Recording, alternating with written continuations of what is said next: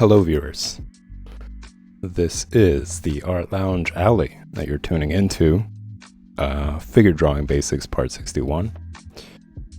I am your host, and I'm going to jump into today's lesson right after I introduce newcomers to the Patreon page. So, what is this Patreon page, you might ask? Well, it has 6 tiers. Each one is very different. We're going to start off with tier 1, official patron, $2 per month, an affordable option, as a way to show your support for the Art Lounge Alley, keeping it going. You get access to the Discord server, which is basically a chat room channel where you guys can connect with one another, share any of your thoughts and ideas. A place for you to come to every day, see some familiar faces, and see some interesting content. You also will get your patron name listed in the credits at the end of the stream. I'm going to start doing credits once you guys start pledging to these tiers as a way to say thank you for keeping the stream going. And you'll also be part of the patron-only community. Next, we got tier 2 all access patrons, $5 per month. You get early access to finished pages. On this tier, you get access to all of my work. You get early access to finished pages and exclusive content. What that means is, before I post to any other social media platform, you guys are going to get to see the VIP sneak peek. Exclusive content is just going to be stuff that I'm going to be uploading to Patreon that no other social media platform is going to have access to. So it's just going to be for you patrons. You'll also get work in progress and behind scenes and previous tier benefits as well. Next, we got tier 3, critique submission tier. Pretty excited about this one. $15 per month. You get to submit work you're currently doing. So once you do submit it, and any social media platform that you would like to post for viewers to see, for people to check out what else you got cooking, it's a perfect opportunity for that. So yeah, once you submit that, I'm going to start doing a live critique and demonstration. So it's going to be hands-on. I'm going to be doing it digitally, and I'm going to be showing you over the image that you submit what you could do to improve the drawing, what else you could focus on, and what you could study to make your drawing look even better, improve your techniques, that sort of thing. And there are a couple of things there I encourage you guys to take some time and read. You can access the patron page through the Twitch channel. In the About section, all the way on the right-hand side, you're going to see Patreon along with other social media links there. You get also all the previous tier benefits as well. This is going to be held every Friday. So from 8 until 10 p.m., I'm going to be critiquing work, helping you guys improve for 2 hours. And on Thursdays from 8 until 10, it's going to be tier 4 patrons. So Kickstarter patrons for $25 per month. I will paint a high resolution digital painting of you. So you'll be the first view, part of the Art Lounge Alley coming up. Is why it's Kickstarter patrons. So I encourage you guys to get creative with your profile photos that you got to submit in order to do for me to do a high resolution digital painting, by wearing masks, putting on makeup, putting on different types of glasses, making expressive face expressions, wearing hats and accessories. They're all highly encouraged but not required. You could simply send me a photo of you from your head down to your chest, and I will be doing that for 2 hours every Thursday. And of course, you will get all the other previous tier benefits as well, including having your patron name listed in the credits. Next, we got tier 5, artist promotion. Now, this is meant for intermediate and advanced artists, and there are some requirements here. There are some things to read through. It isn't limited to just illustrators. This is open to all forms of artists. So if you know anybody who's interested and who wants to be part of the Art Lounge Alley community, who wants to put their name out there and get promoted, and tell them about the Art Lounge Alley. Have them check it out. There's a requirement for you guys to submit a 5-minute video in order for it to be presented the way you want it to be presented. There isn't anything that is going to be missed since it's going to be presented by you, and you can get creative with it. Make a video of it with all different forms of expression included in it. So there's some hints, there's some tips here for you guys to get a better idea of what I'm talking about. And of course, if you got any questions, don't hesitate, post them, and I will absolutely write you back. Talk about it in the stream, give you guys a better idea.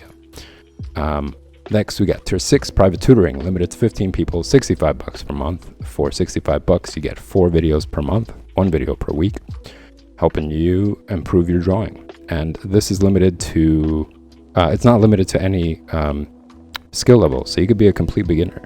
If you're interested in getting some hands-on input, step-by-step instructions, where you could improve, and demonstrations. I'm going to be doing a live demonstration in that video over your work, showing you what you could do, where you could improve. I'm going to be sending you that PSD file along with the video link so you could check it out and explore at your own pace. There will be homework, so just to help you guys have goals for the week until the next video comes out, to keep you motivated, keep you drawing. I think it'll make the progress even better.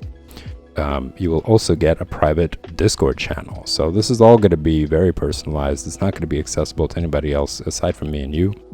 And each one of you, all the 15 members, each of you are going to have your own private channel with me.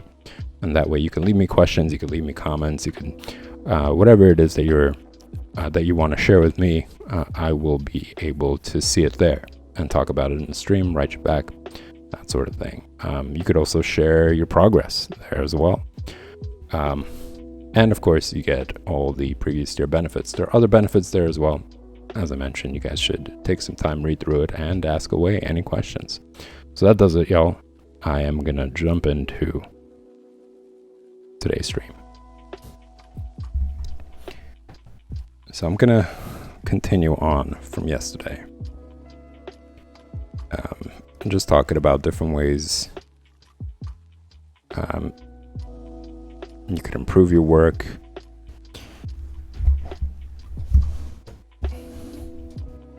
In just a second. First, I'm gonna get this chat up. All right. So what are you guys looking at here? Well, this is just like some time that I took to draw the face. Practice all the different techniques I was mentioning for 2 chapters now. Things like drawing lightly at the beginning, making sure you sketch out whatever it is that you're focusing on.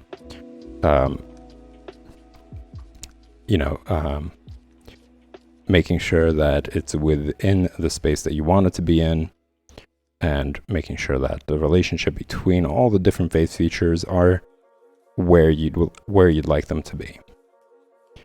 And then from there, just slowly build on top of it. It's like it's like building a building. It's the same idea. You want to first lay down the foundation, the beams, and then put on the bricks. And it's just like a layering process. You don't want to start right away putting in the details and working on the interior before you set the parameters for the entire building. That's going to be pretty shaky.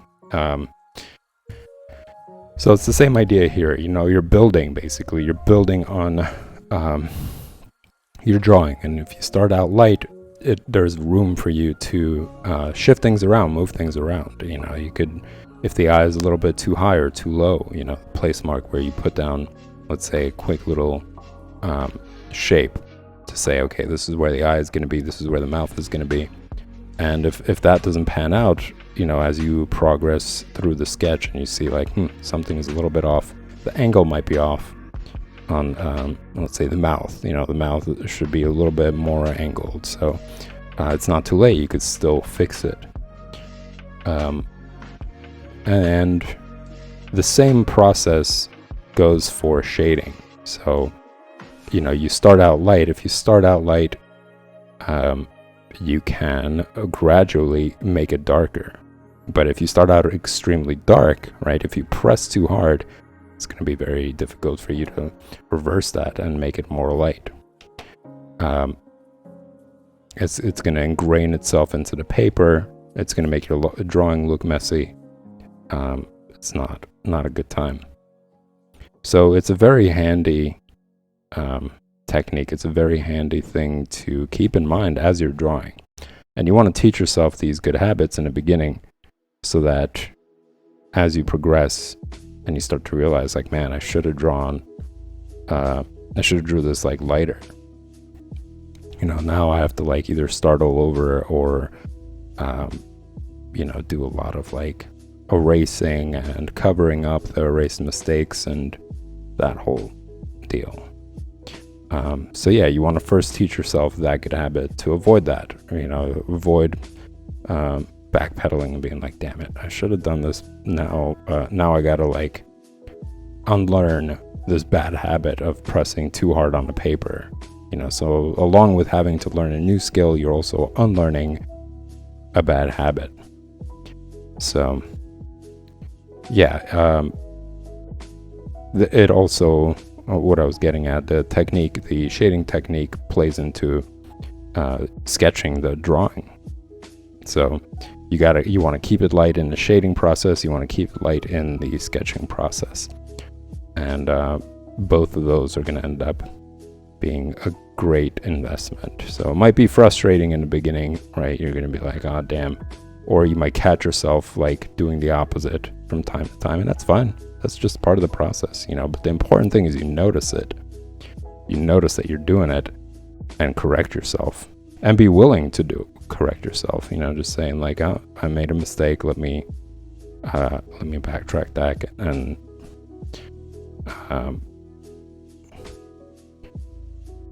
let me try to do it the way that I should have done it. You know, that whole process.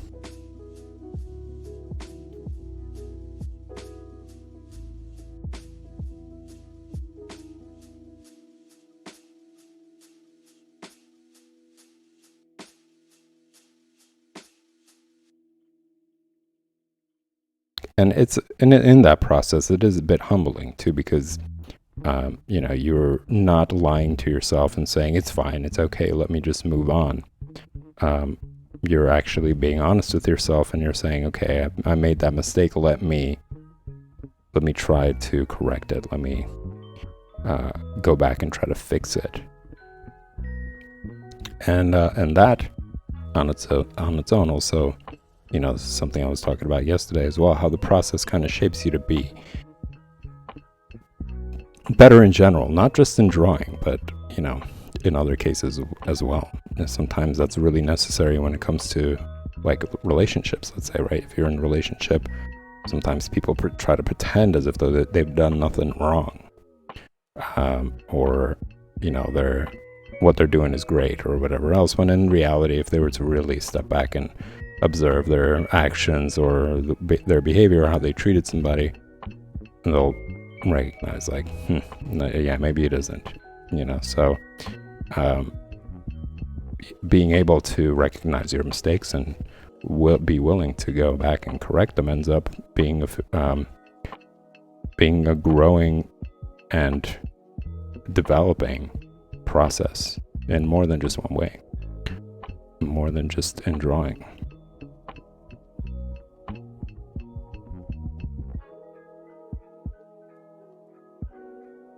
You know, in some ways they could say life imitates art, art imitates life in that example.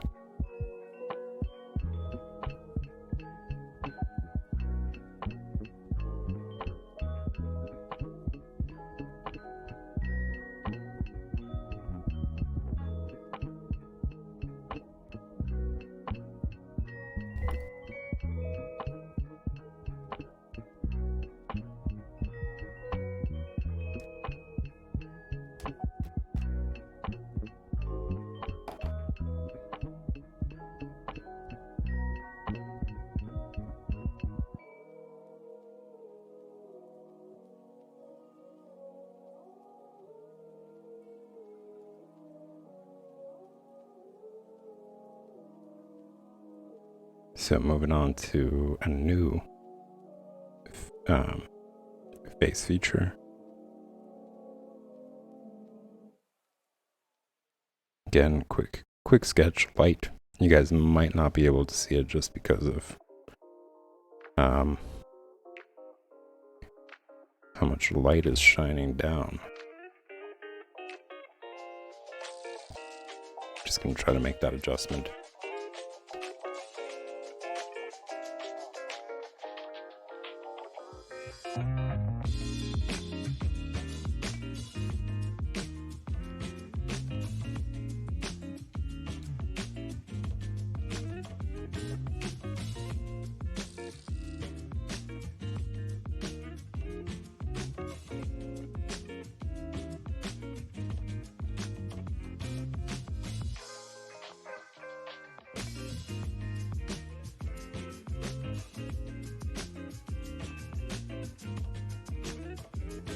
I think actually, on that topic, I think one of the most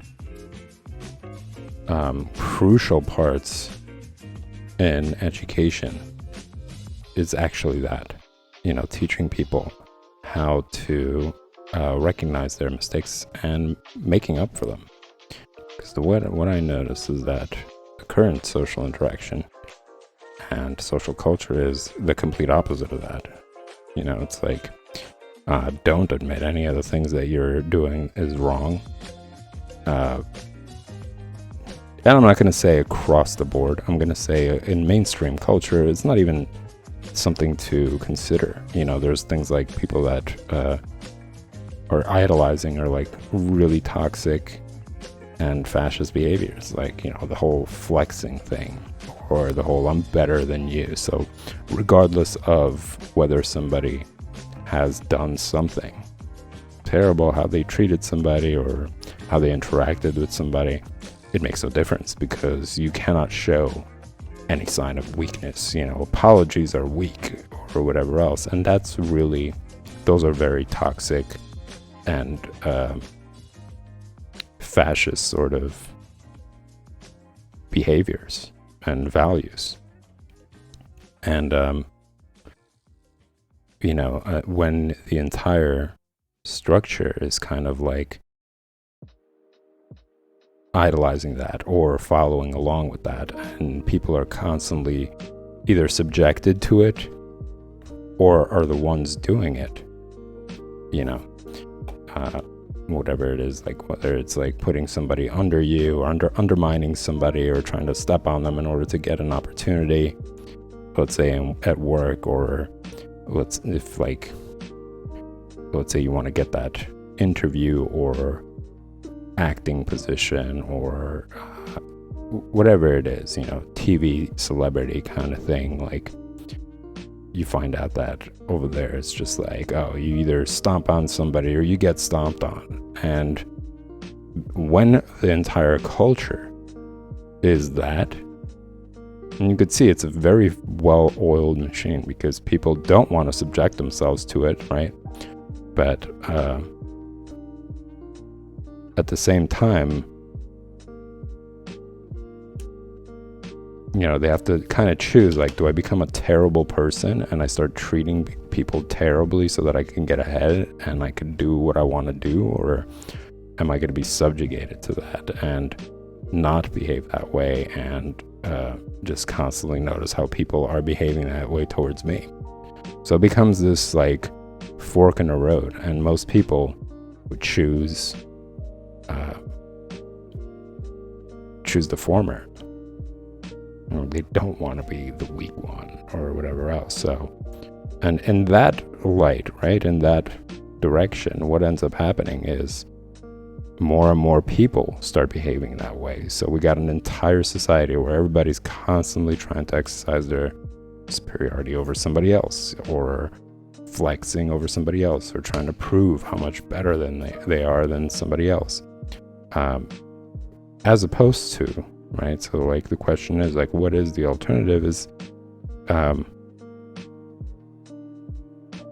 learning from mistakes and making yourself better and removing yourself from toxic environments and looking for people who share the same values as you do, rather than contributing to the opposite. when you choose not to play that game, there are less people in it in order to make that like a spreading kind of virus in a sense. Like it is a virus in terms of how people see each other, in terms of how people treat each other. And the more and more people sign up for it, the worse and worse it gets, right? Because the competition goes up, and people wanting to prove themselves otherwise, it becomes more and more toxic, because more and more people are like, I'm not going to be subjected to that sort of interaction, and so on and so forth.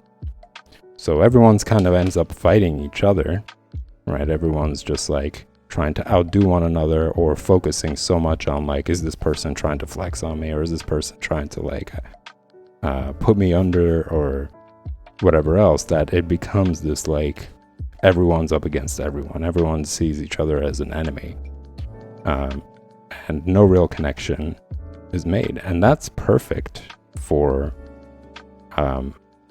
capitalism, because people aren't banding together. They're not seeing how these kind of corporate, fascist, and capitalist interactions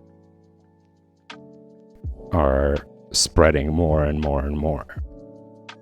Where they're putting everybody, or pinning everybody against each other. They're noticing that people are actually going along with that.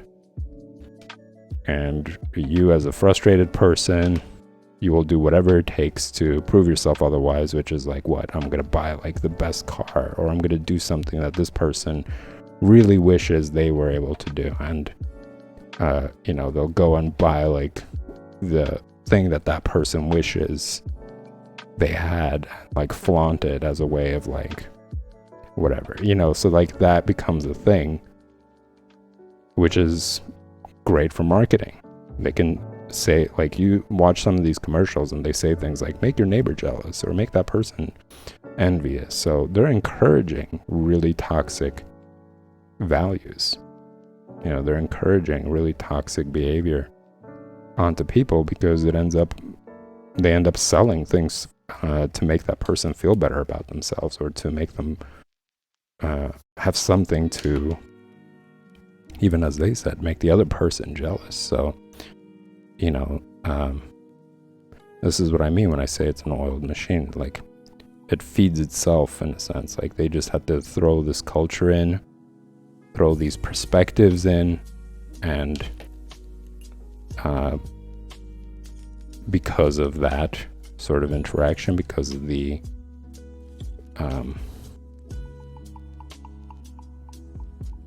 necessity for people to, like, let's say, be part of a work environment because they need the job, right? So in order to be part of it, they end up going along with really toxic behaviors to fit in, or whatever else. So, it's almost like you were forced into it, in a sense. And with inflation going up, and only certain type of jobs allowing you to pay rent, and those type of jobs are the ones that fuel really toxic behavior and competitiveness, and like one-upping, and undermining, and all that other stuff, in order to get that promotion, in order to be liked by people who have those kind of behaviors. More and more people end up going along with that. So just bringing it back around, the idea of like, owning up to your mistakes, and how you treat somebody, it becomes less and less important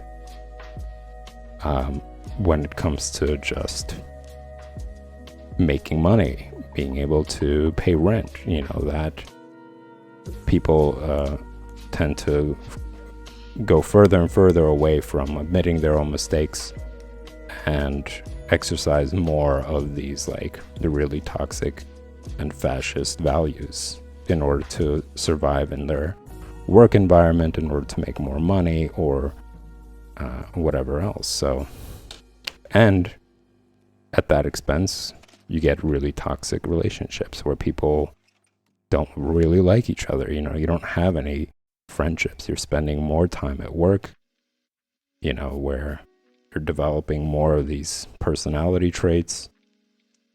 Um, and it pours over into your home life as well, because you're around that all the time, all day, every day. You get frustrated if things don't pan out in that sort of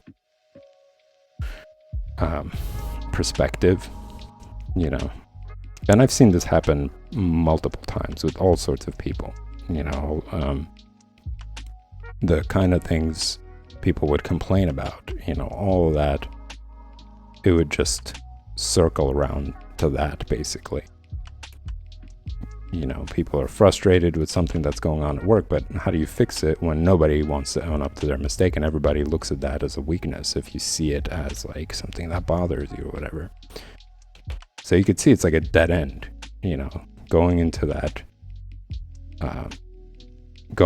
culture, going into that mode of behavior. It's this like gridlock almost, If you don't want to participate in it, you're going to be miserable, or you're not going to have the job because everybody's going to be, really toxic, and you're going to be an outsider or whatever, or if you do participate in it, you become really toxic and you have like really bad relationships, and you don't really stand up for anything that is right or anything that is wrong, depending on the situation.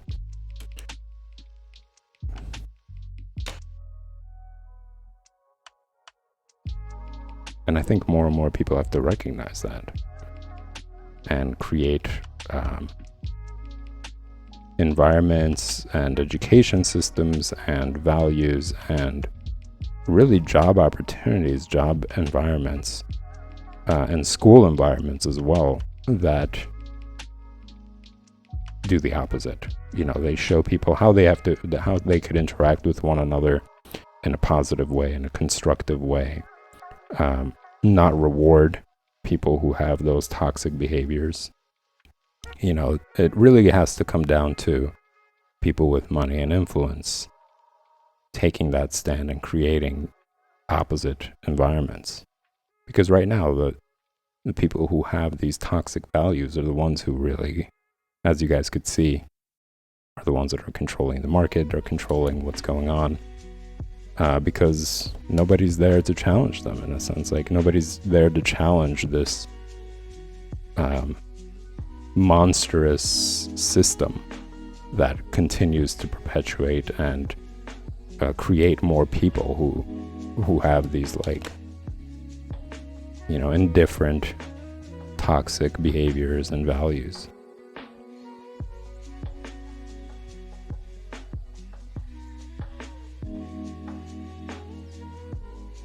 So you got to choose. Do you want healthy relationships where it's like progressive, you guys really value each other, and you help each other grow and develop a very loving, close connection? Or do you want to make a lot of money? Really, it comes down to that. And the former is having less and less room to develop.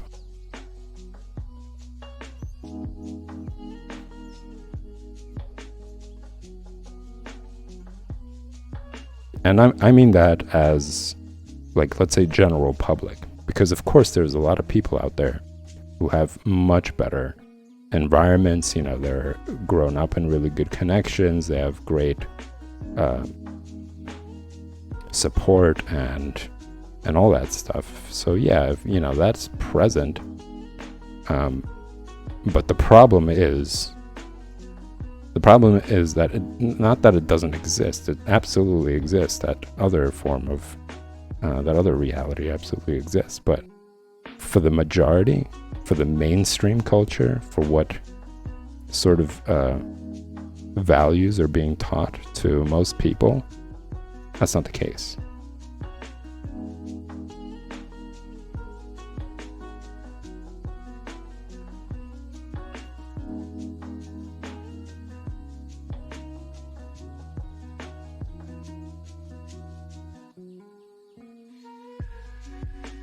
So it's really about restructuring a lot of the things that cultivate these really toxic behaviors and leave people no choice but to actually function in that like sociopathic, almost like Nazi fascist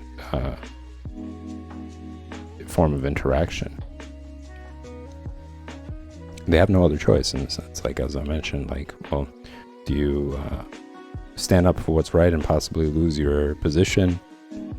You know, if you don't like how somebody's being really toxic at work, or so on and so forth, or if you're, you know, in school and there are certain opportunities that you want to get, you know, do you go along with those values for the sake of getting those opportunities, like for fraternities or, you know, all that other stuff? Like, those kind of places also encourage those incredibly toxic values. In fact, that's like where it really is cultivated. You know, you think about like those fraternities and sororities or whatever, and a lot of it is that, you know, superior, inferior, know your place, you're less than, and there's hazing, and then there's like harassment and psychological and physical abuse that they're telling you to like get used to, because otherwise you won't be part of this club, you know, the popular club, or the club where you get invited to do this, that, and the other. So as you could see, it really does start much earlier than work environments, you know. And then those same people end up working in places where that sort of behavior is encouraged as well. Like, you think of Wall Street, right? Like that sort of thing. How many movies have been made like showing you guys like how that culture just is more cultivated, is encouraged, and those type of people get ahead. Like, for example, the movie Firm. That's an old school one with Tom Cruise, and it's based on a book that talks about exactly these things. You know, how people have to sacrifice their moral values for the sake of opportunity, for the sake of money, for the sake of survival. You know, being in debt to people who have really toxic, like fascist, Nazi kind of principles and values. And same thing with like Wall Street. The original movie, not Wolf of Wall Street, but the one with Michael Douglas, you know, that talks about the same thing. American Psycho. You know, all these films depict something that is actually happening, that is real, and it's slowly getting more and more bigger and bigger, because people, you know, they want to pay rent, they want to be able to make a lot of money, they don't want to be subjected to poor conditions or whatever. So, you know, that's just basically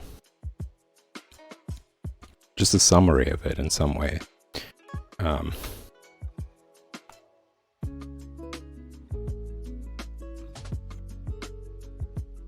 And it is a growing problem, because it's not becoming less. It's not like people are like, hey, this is really nasty. It's breeding a really nasty form of interaction and how people see one another. You know, it's in fact the opposite. And people are like, oh, well, that's how things are. You know, it becomes one of those things.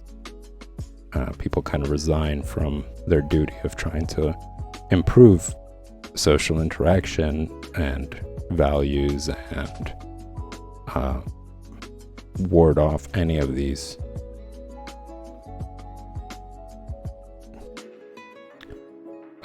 toxic behaviors and values.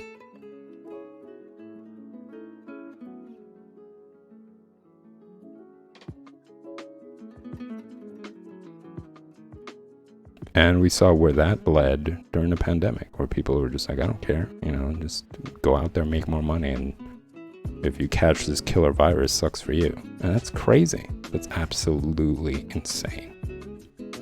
That is basically like, what's the difference between a psychopath or a sociopath? Like, That's the exact same behavior. So people are developing these mental disorders for the sake of more money. And that's incredibly toxic. So yeah, just a reminder again, where is this all coming from? The idea of recognizing your mistakes. We were talking about drawing, and instead of trying to cover it up and being like, oh, whatever, it looks good, you actually try to go back and improve it so that you don't make that same mistake again. You could practice and get better, and how that kind of plays into other parts of life. If you're able to do that, you can also, muster up the courage and do that with interaction as well. If you find that, you're mistreating somebody, or it's something that you've done that's toxic, rather than just being like, oh, whatever, it's no big deal. I'm just not going to pay attention to it. I'm going to cover it up or pretend like it's not a problem. You actually put in the time and effort and try to fix things, the same way you would for your drawing, to make sure that you learn from it, you get better, and you improve.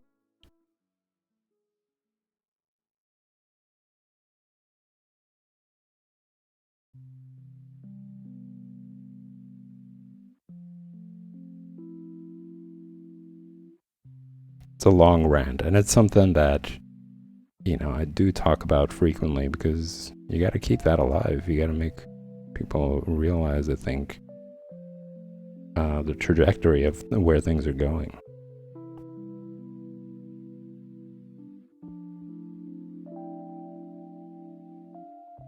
And none of us actually want that. We don't want worse and worse conditions, but if we don't do anything about it, we keep going along with it, and we don't start trying to push back and create solutions and come up with ways to beat that, prevent that from just spilling over more and more, getting worse and worse, or people get more and more toxic and sociopathic. Things are going to go that direction. I mean, we saw it in the pandemic really skyrocket.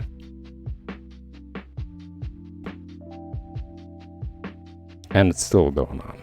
There's still a lot of people that are enabling white supremacy and Nazis and that unaccountable behavior where people don't even realize what I'm doing is incredibly wrong and it's crazy, borderline psychopathic. None of that, because people don't want to train themselves to admit when they're doing something wrong, and observing and reflecting on their behavior and what their behavior is influencing and what their behavior is encouraging, and that sort of thing.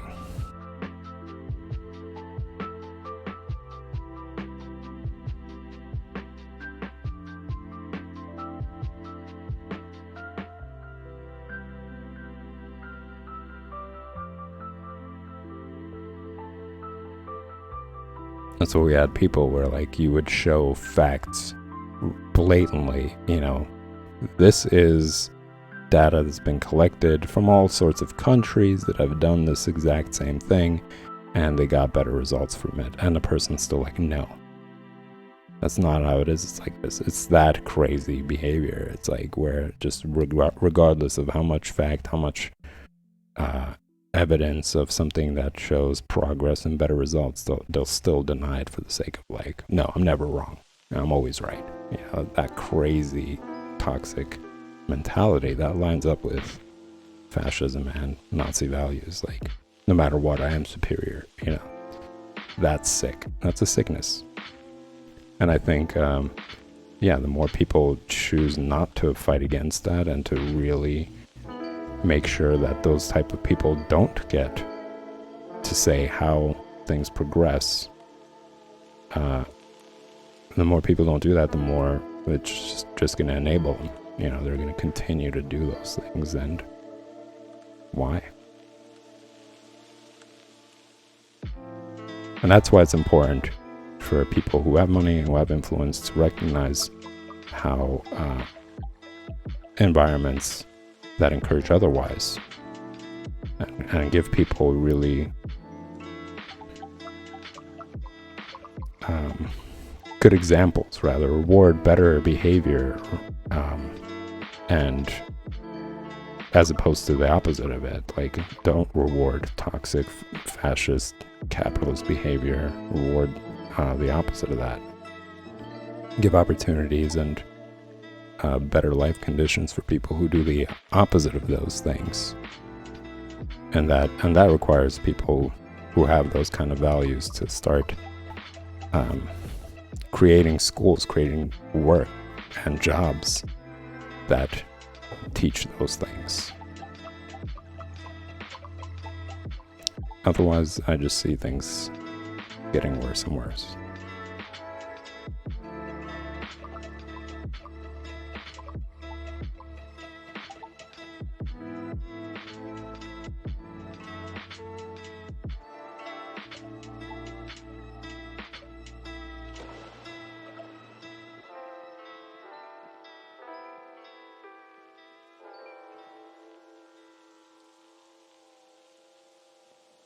So I'm drawing more ellipse here. And this is another thing that varies. There's real subtle differences for each person, the shape of their lip, but there are certain things that you can recognize as like common features. And that's what I'm marking off like this. So like I'm just dividing it in 3 sections. The first one being here, second being here, and then third on the other side. And then the bottom lip is divided in 2.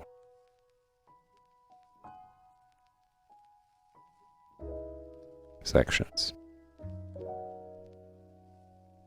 But yeah, this middle section right here is pretty important, and it all kind of, they obviously fit into each other. You know, the upper lip fitting into the bottom lip. So that dip right here, as it is at the top, it's also at the bottom. It kind of follows that pattern a bit. But this varies as well. You know, sometimes you'll have like this bottom part be a little bit deeper, you know, as opposed to the upper part. So this is just ways for you to practice drawing lips, but the more you draw from real life, right? Draw from references, draw from photos, and you practice all this stuff, the more you'll understand the shape of it, and you'll see variations with it, and maybe certain types will stick with you better than others. But you know, here's another example, and you could see in this example, I'm going to show you guys how it really does vary.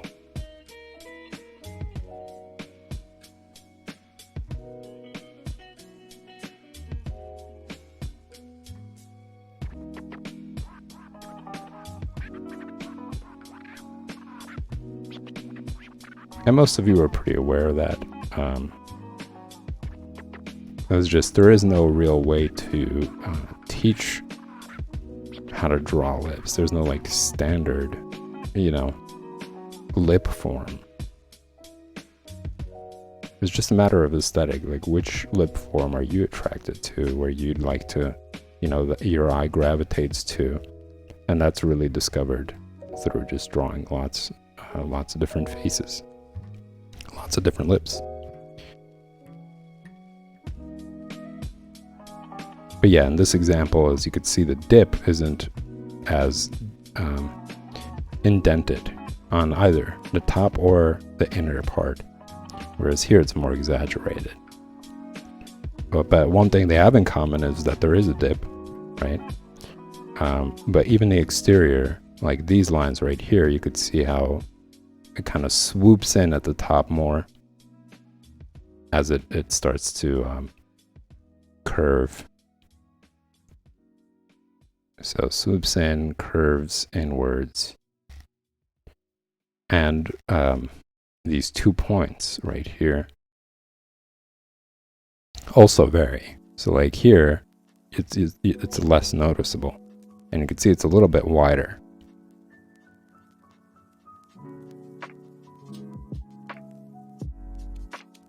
You know, some people have these points are even more defined, like it's really pointy, and you'll notice that as well. And that's something like, once again, you'll notice from drawing more people.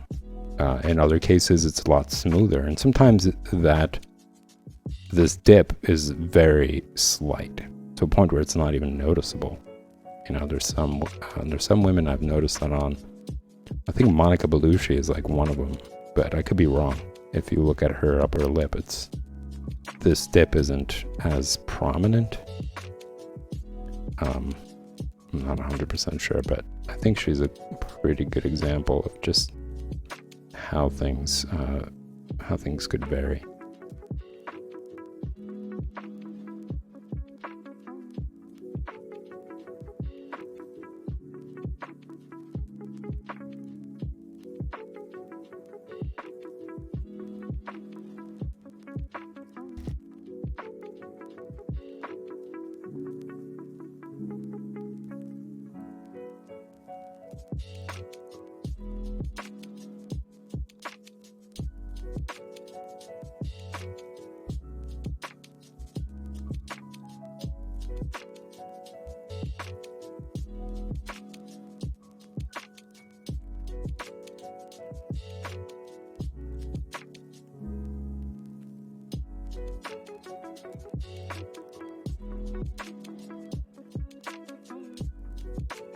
But yeah, going back to that rant that I was talking about, one of the most toxic things about, you know, all these like college fraternities and whatever else is that they're like emotionally and mentally scarring to some people. Like, you know, just talking about art and how people are just like, well, I'm just not good, or I'm not talented, and whatever else. And a lot of it comes from those kind of put downs, you know, where people are saying like, oh, you're a beta person or whatever, you know, like that stupid concept. And some people accept that because they want to be part of it, you know, or they listen to somebody and they're like, oh, well, this person's rich and this person has money, so that means they know what they're talking about. And then they end up accepting that, and they don't pursue things that really could make them happier people. You know, they could actually be really good at something if they put enough time and effort. But because they accept these toxic values and ways of looking at themselves through the eyes of somebody else, they end up not pursuing that, and they end up like, you know, doing something that doesn't really make their life better. You know, just kind of fit themselves into a mold. And the only person that really is in favor for is the person who basically cursed them with that perspective, because they have one less person that's going to challenge them or whatever else, or it's going to be in a way, or makes them feel better about themselves that they were able to do that to somebody. Like, it's a really sick, insane form of behavior that is coddled in college and in these institutions, and teachers are not even like, you know, speaking against it. In fact, they're like encouraging some of them. They're like, oh, you're gonna really do well when it comes to Wall Street or whatever else. And they just, you know, and of course, you know, that really, or where does all that stuff come from? It doesn't come from young kids. It comes from older people, you know, older people who have these, who have been subjected to the same thing, you know, and rather than trying to improve things, they want to subjugate other people to their misery that they experienced to justify, like, yeah, you know, that's how things are. It was right. It was right for me either to turn into that or turn somebody into that.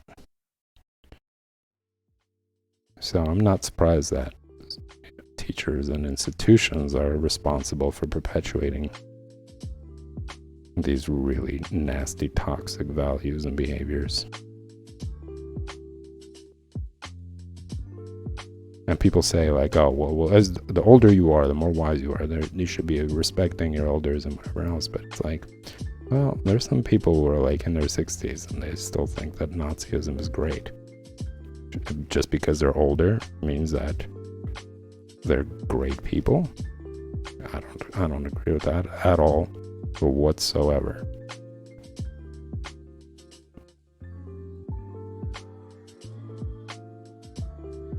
Which goes to show it really is about how you treat others, what your values are, rather than age or whatever else. Like, that doesn't mean anything in that context, especially. If you got the wrong perspective, no matter what age you are, you're just contributing towards really toxic, regressive ways of living. And brainwashing the youth to think that it's right.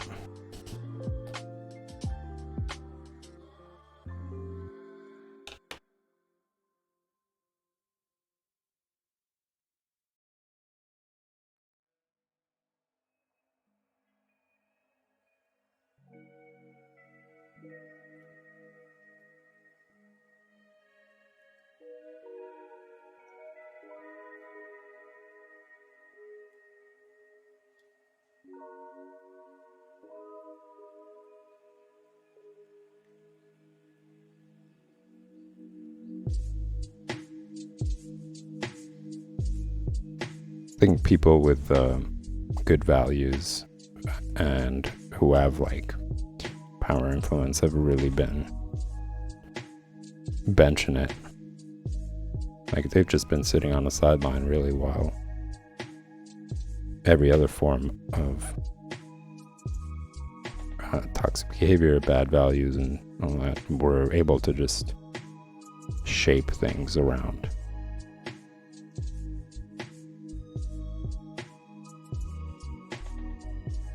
They don't band together, while the ones who have really toxic values and behaviors, they do, and continue to perpetuate all this stuff. Specifically because of that, they have, I want to say, like a task force where they really come together and they're like, okay, you guys go and you do this here, here, and here. Like, they come together and they really start to shape and do things, whereas those who claim to have really good values, who have their heart and mind in the right place, they're just kind of like not doing any of that stuff.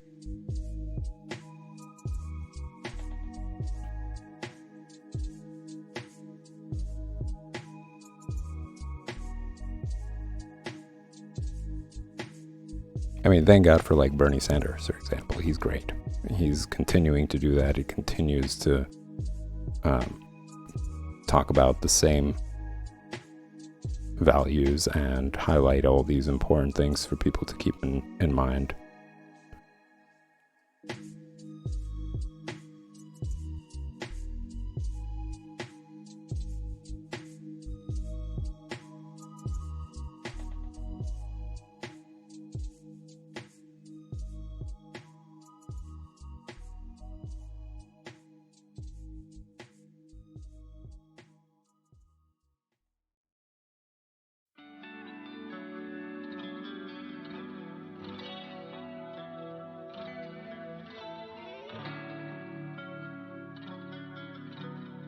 I think it's in a lot of ways it's easier, right? It's easier to just not care and do whatever you want and like just be a terrible person, because you don't have to like monitor yourself. You don't have to worry about any of this stuff. You don't have to admit to or feel bad about anything. Like, you just continue. And that's why it's so marketable, because it enables and tells people like, don't worry about that. You don't have to worry about any of it. Just make a lot of money. Work for our company. We'll make a lot of money for us, and you never have to answer at any of it. That's what's so toxic about capitalism, is that it really pushes people to be sociopathic. It just says like, don't care about any of that stuff, just make money, and So they get a bigger and bigger army, while the ones who really want to change things around, they're like fighting an uphill battle in regards to that. So I think people really have to recognize the trajectory of all that stuff.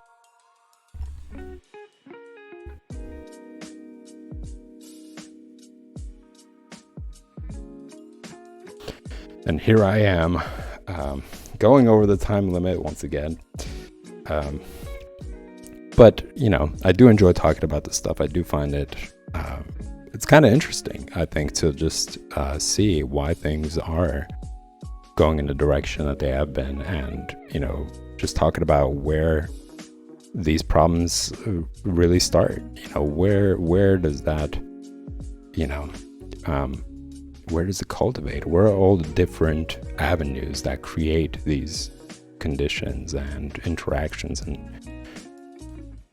values and problems and all that stuff? You know, it's an interesting thing to think about and debate and wonder. So yeah, you know, this is something that I will be talking about frequently. But just going back to the drawing stuff, you know, these are, I'm going to be uploading this as well for you guys to be able to practice this stuff on your own. As I mentioned, really, there aren't that many shortcuts here.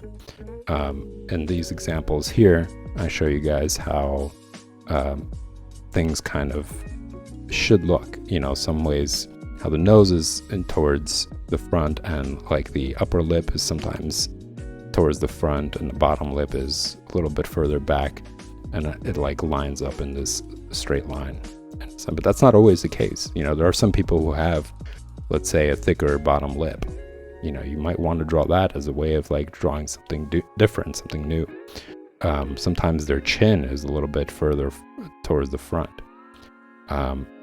You know, that all varies, and that's something for you guys to look into. Like, for example, here, even if you were to draw that straight line from the tip of the nose to the bottom of the lip, you could see how the top part of the lip isn't touching, you know, that line. In fact, the bottom lip is the one that's touching it, whereas over here, it's the opposite. You know, the top of the lip is touching that line, this line going down. It's touching it while the bottom lip is a little bit further back. You know, so these all these things vary, but you could draw things as like what people would consider standard of beauty, right? Like there is a certain middle ground that they want to say, just like the same idea of like 8 heads in a body, you know, where that's not always the case. That sometimes varies as well. So you could practice the standard of beauty, but also pay attention to the variation, because that makes things more interesting and it makes things look cool. Like in that example, in the examples I was giving you guys, or drawing you guys the different type of noses.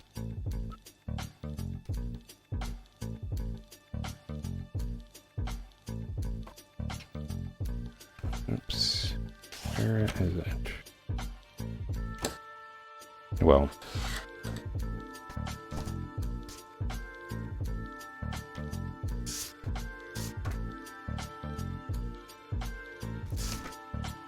right. And this is the page right here. And it's cool to see that, you know, it really makes the drawings look more interesting. You know, all that stuff really contributes to drawing more variations, and having more variation in your line, paying attention to details, you know. So beside just picking and choosing a certain aesthetic when it comes to these features, besides that, you're also learning all these different things, like, you know, being able to pay attention to more detail, varying your lines, that sort of thing. And all those things contribute to you being better in drawing, you having more beautiful line work. So that pretty much does it, y'all, for drawing basics. I will be back tomorrow for the same schedule, 8 p.m. Eastern Standard Time for drawing, figure drawing. But at 9 p.m. I'm going to be doing the project stream. Whereas in 5 minutes after this little break, I will be back to painting, or coloring rather, panels from Conan the Barbarian. So stick around for that. I'll be back in 5. And if you guys enjoy this content, hit that likes and subscribe button. They both help the stream grow and reach out to a wider audience. Thanks again, y'all. I'll see you in 5.